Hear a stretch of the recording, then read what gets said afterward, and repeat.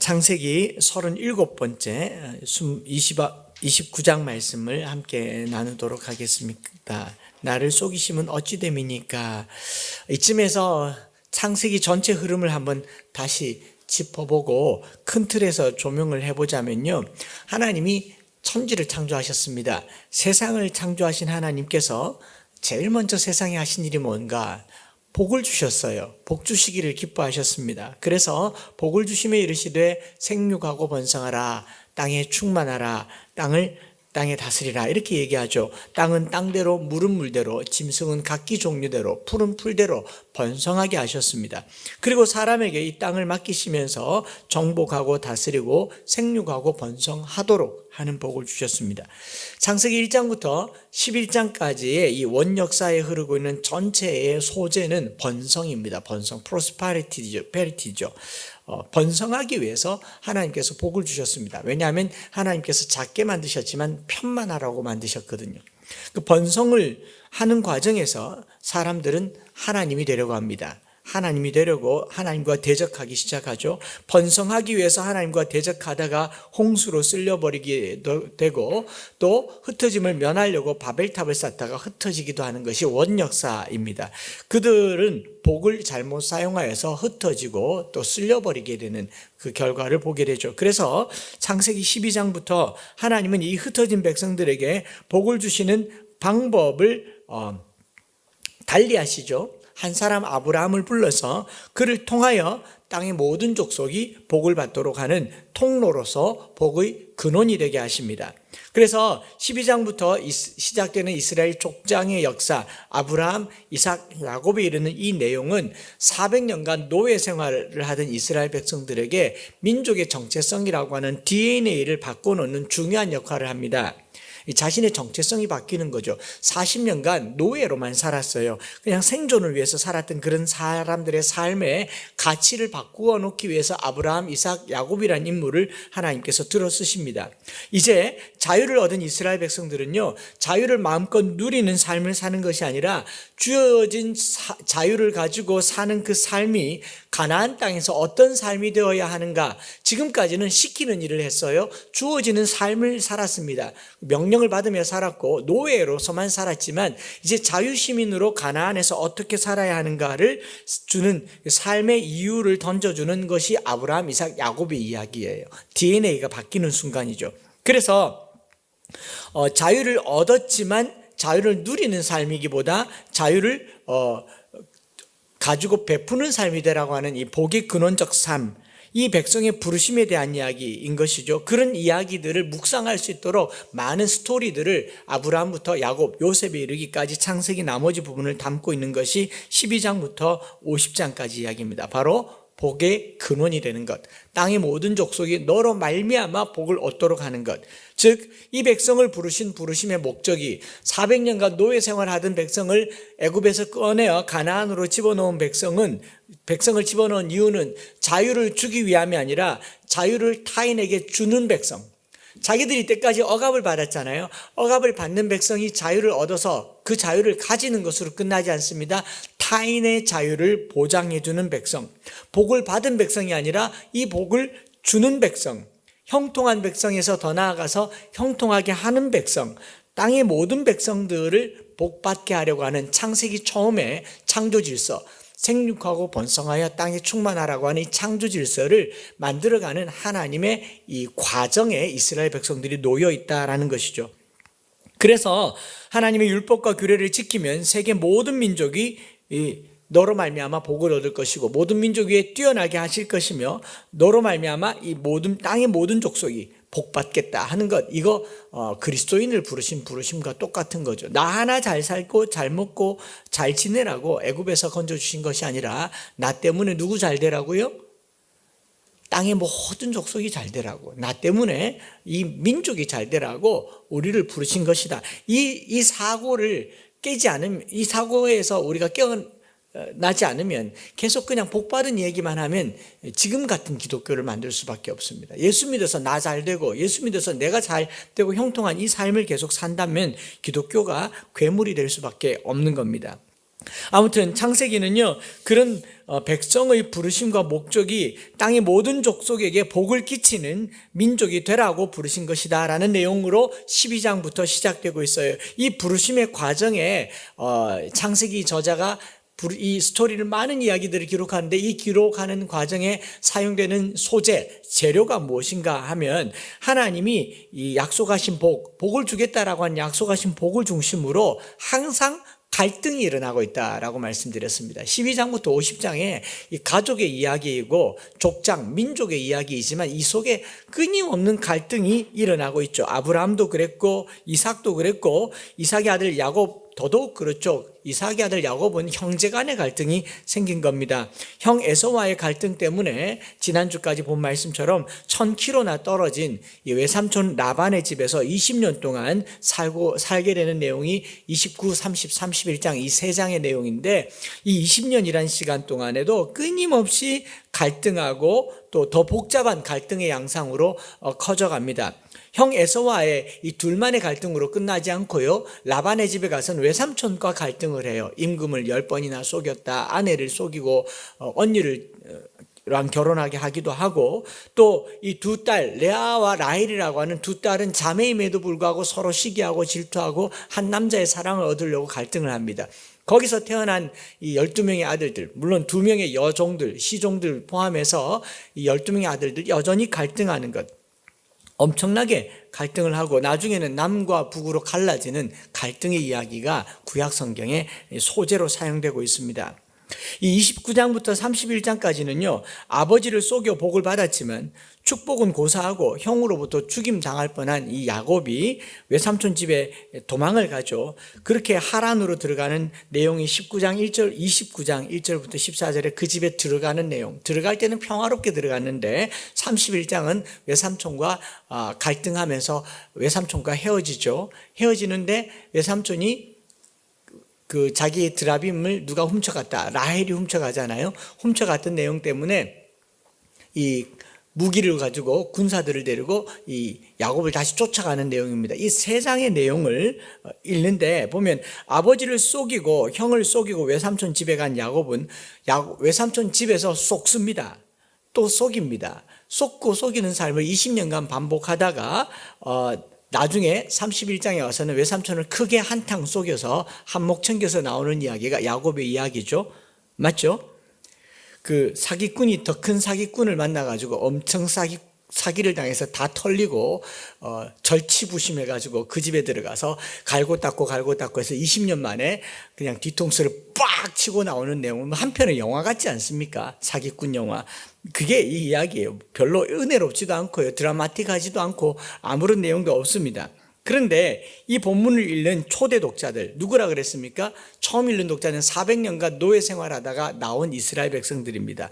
이 세 장 읽을 때 읽어보면 은혜 되겠습니까?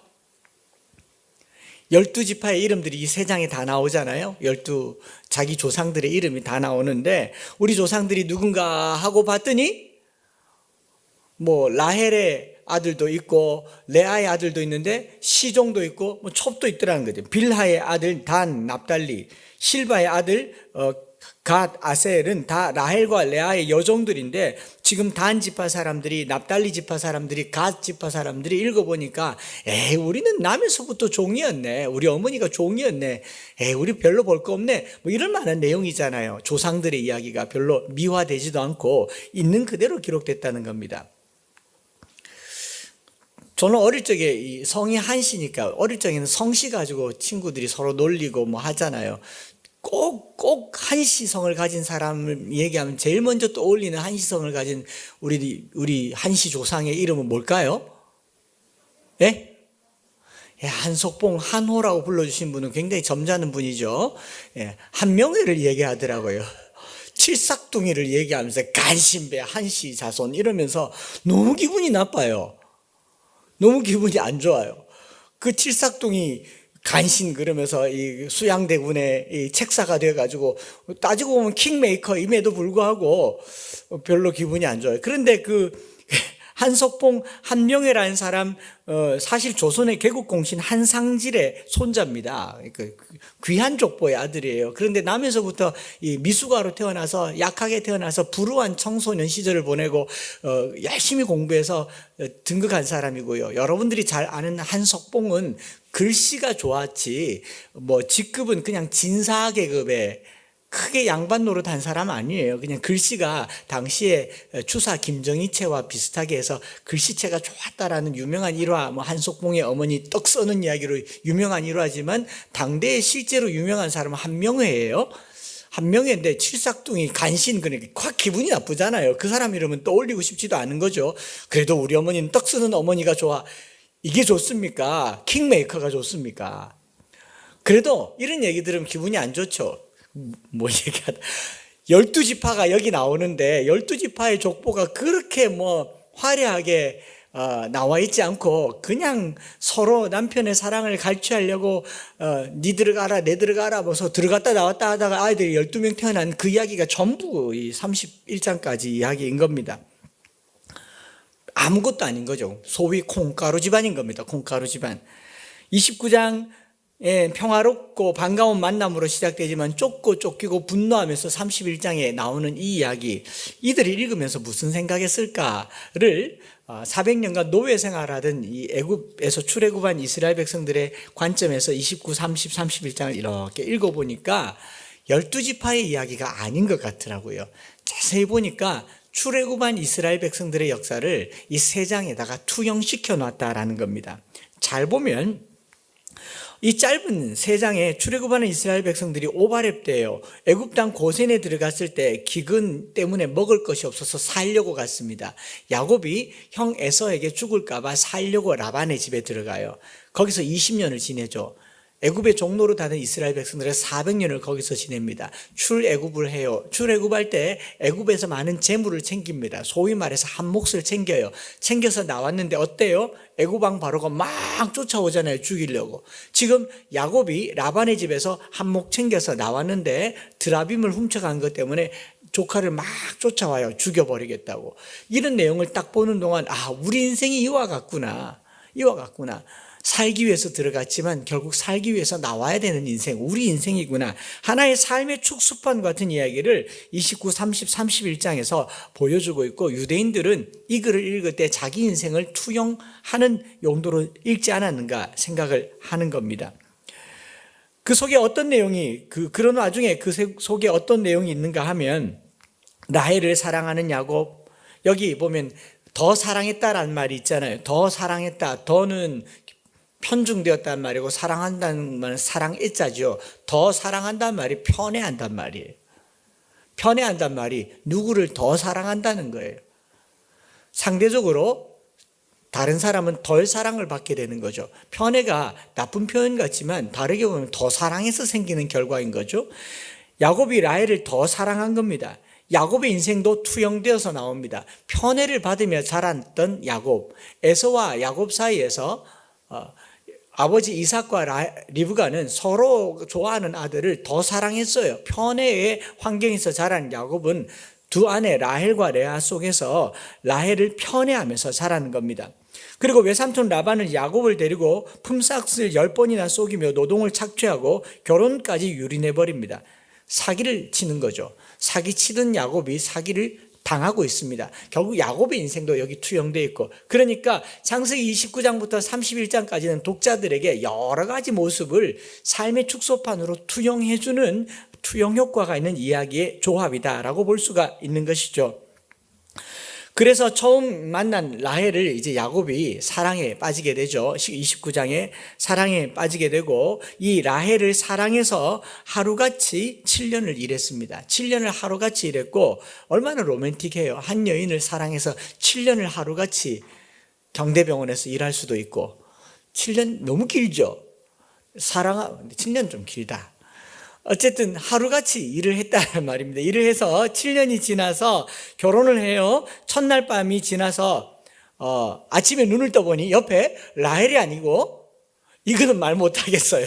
차마 현실적으로 말을 못하겠지만 내 옆에 누워있는 아내가 내 아내가 아니라 언니가 누워있는 거죠. 레아가 누워있는 거예요. 얼마나 만한 일입니까? 그런데 성경을 보면 17절에 이렇게 기록되어 있어요. 레아는 시력이 약하고 라헬은 곱고 아리따우니 얼뜻 보기에는 레아가 뭐 결격 사유가 있고 라헬은 퍼펙트하다라고 볼 수가 있는데, 레아와 라헬에 대해서 레아는 시력이 약하고 라헬은 곱고 아름답다라고 되어 있는데, 이 시력이 약하다라는 라크라고 하는 히브리 말은 성경에서 다른 곳에서 다양하게 해석됩니다. 신명기 28장 54절과 56절에는 이 온유하다라고 얘기해요. 모세를 표현할 때 온유하다를 라크라고 쓰고요. 잠언 15장 1절에 그의 말이 얼마나 유순하고 부드러운 할 때 유순하다, 부드럽다라는 말도 라크라고 씁니다. 다르게 번역해서 레아는 눈매가 부드럽다라고도 번역하는 성경이 있더라라는 거죠. 새 번역에는 이렇게 번역하고 있습니다. 레아는 눈매가 부드럽고 라헬은 몸매가 아름답고 용모도 빼어났다, 예뻤다. 공동 번역에는 이렇게 번역하고 있습니다. 레아는 부드러운 눈매를 가지고 있었지만 라헬은 몸매도 아름답고 용모도 예뻤다.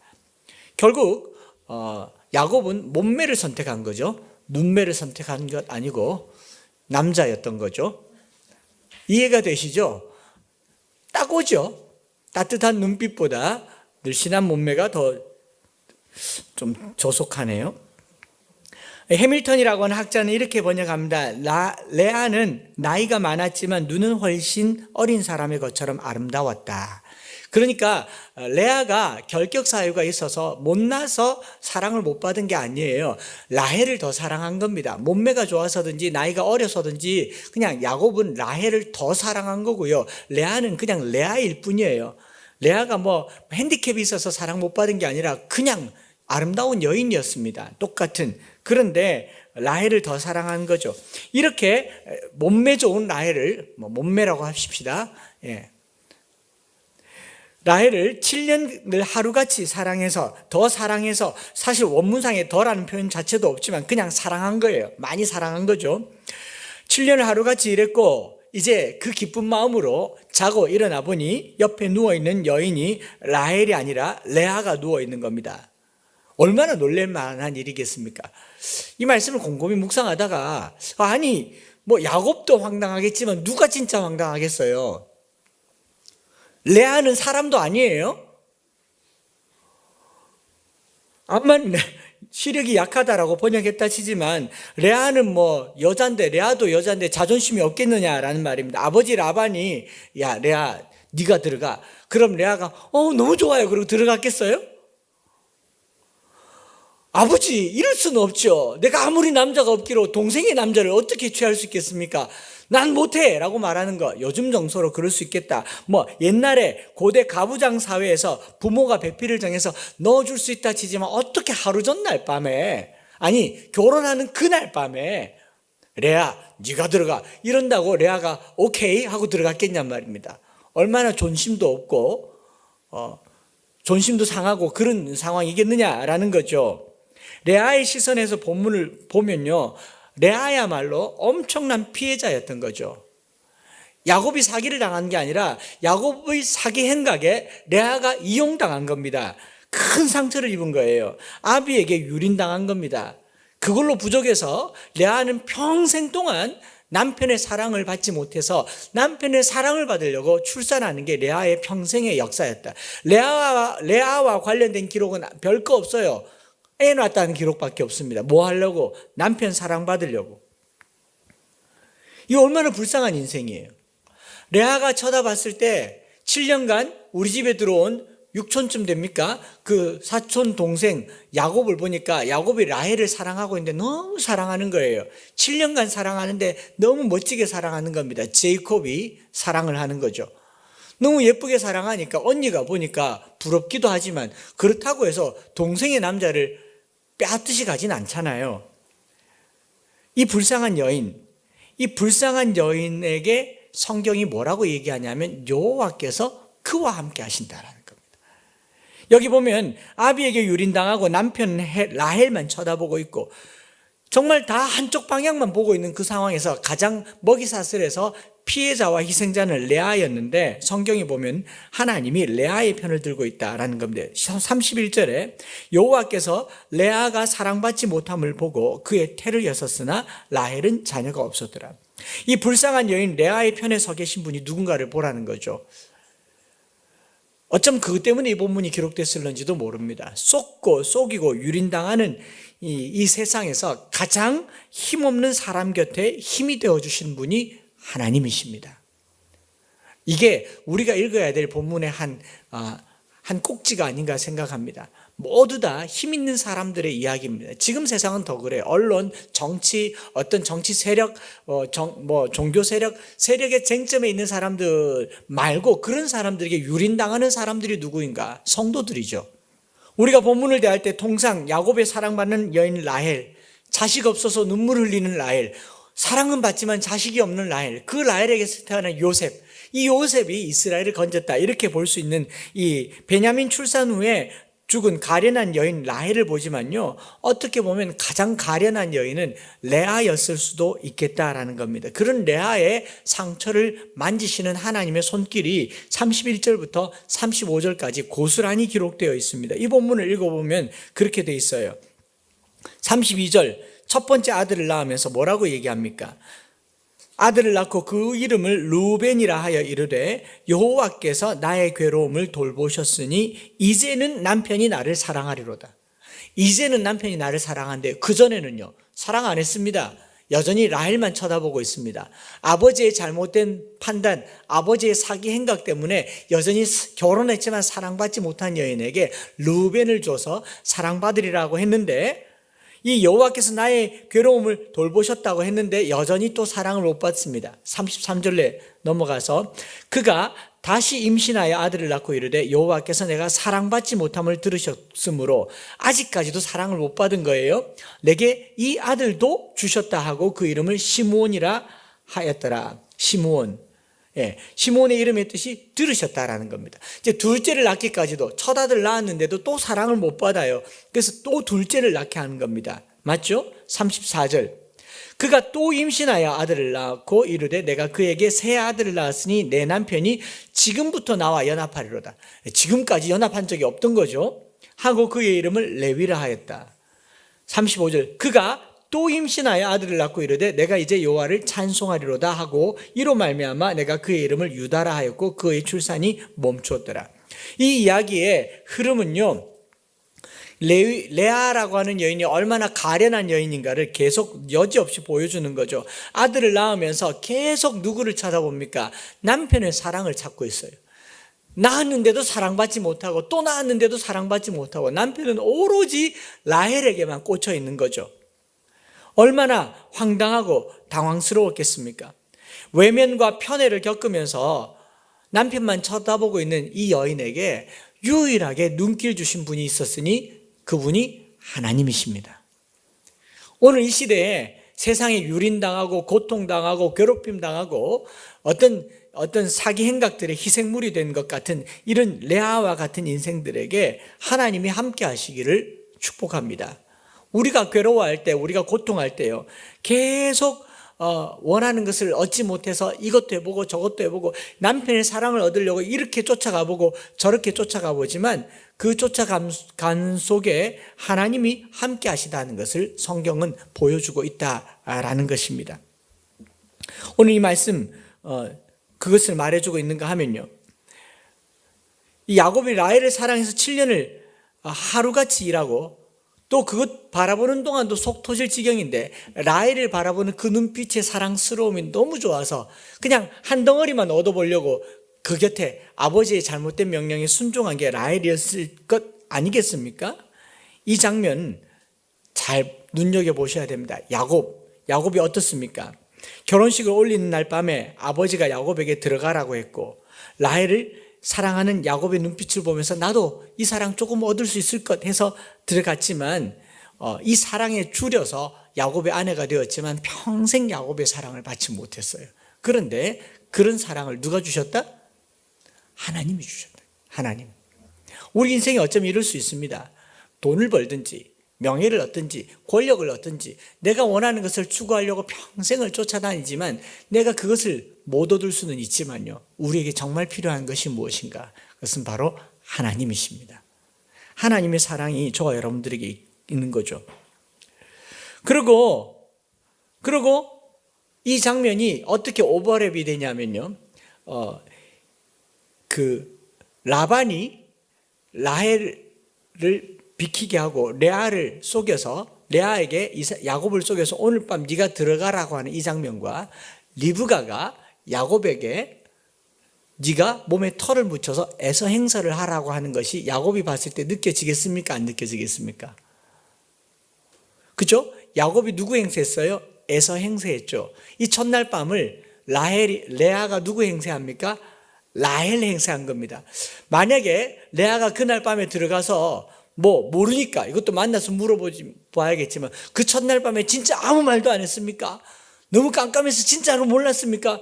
라고 말할 수 있겠지만 이 순간에 레아는 말 잘못하면 안 되잖아요. 목소리가 다르네 이러면 안 되지 않습니까? 입 꼭 다물고 라헬인 척 해야 되죠. 마치 자기가 에서인 척 하던 그날을 떠올리게 하는 게 이 장면인 거죠. 이해되시죠? 이게 계속 복선으로 깔려서 나오는 겁니다. 결국 그 꼴을 자기가 당하는 거예요. 라반의 계략은 레아를 라헬인 것처럼 침상에 집어넣은 것이고 야곱은 자기 아버지 이삭을 속여서 에서를 야곱인 것처럼 한 것. 자기 꼴을 보는 거예요, 이게. 그래서 첫날 밤이 지나고 나서 깜짝 놀라서 외삼촌에게 이렇게 얘기하지 않습니까? 그 다음날 외삼촌에게 어찌하여 내게 이같이 행하셨나이까? 나를 속이심이 어찌 됨이니까? 라고 따져 묻습니다. 야곱은 억울했죠. 7년을 일했는데 이거 아니잖아요. 삼촌 이럴 수가 없죠 라고 따집니다. 분노합니다. 한 여인을 바라보면서 7년을 하루같이 일했는데 하루 만에 7년이 다 날아가 버린 거예요.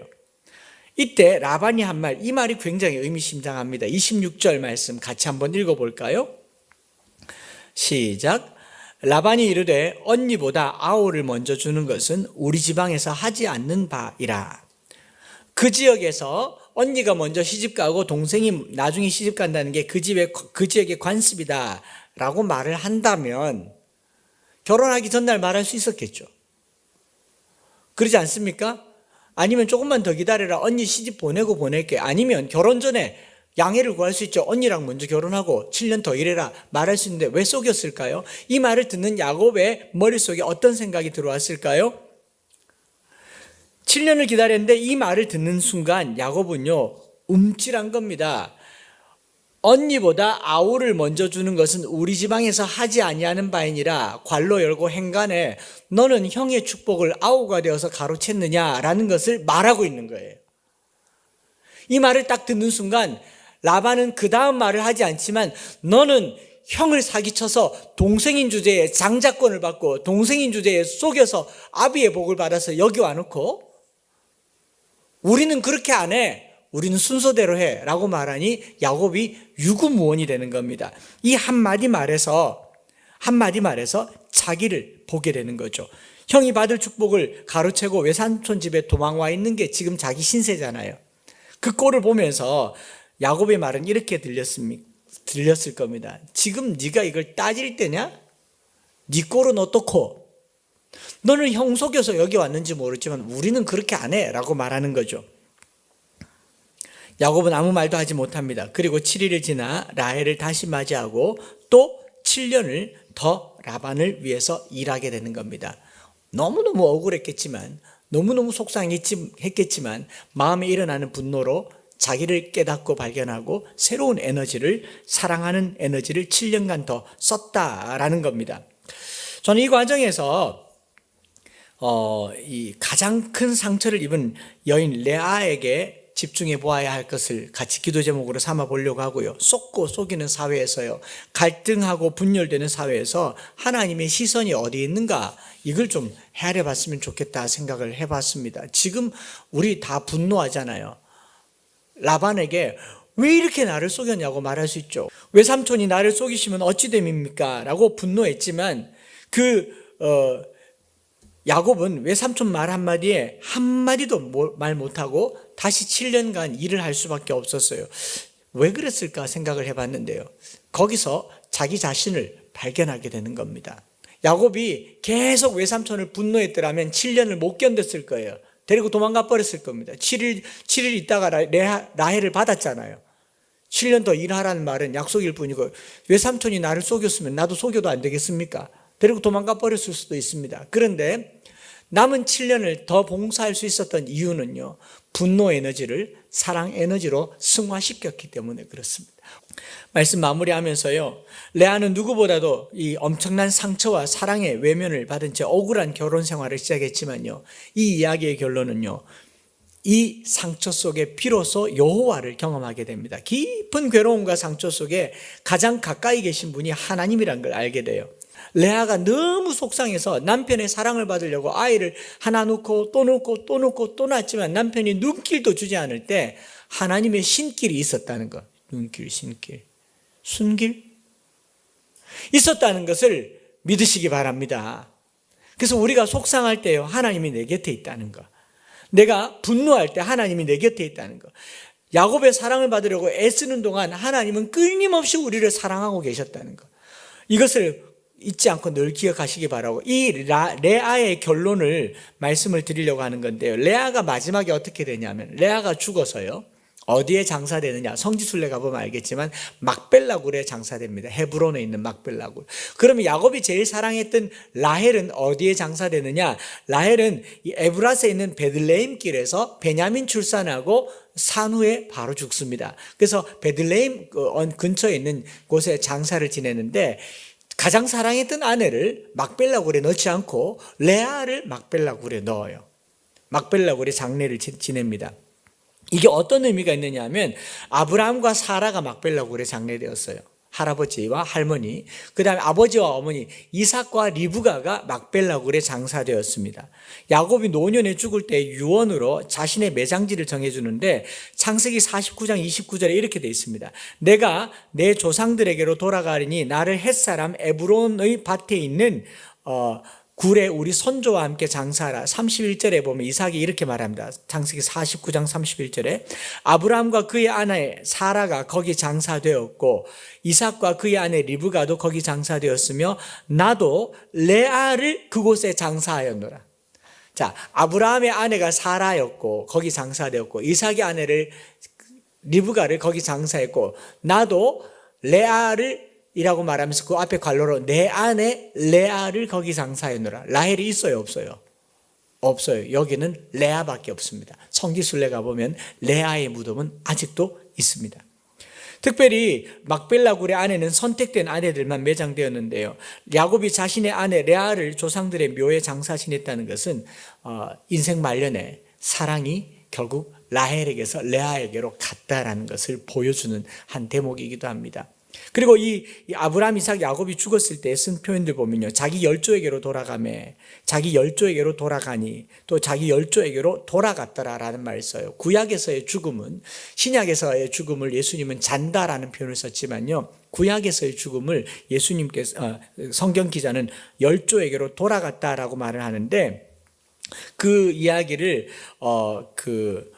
돌아갔다라는 말, 탈몬이라고 하는 구약학자는 이런 말을 쓰더라고요. 구약이 말하는 죽음은 산자의 공동체에서 죽은 자의 공동체로 들어가는 것이다.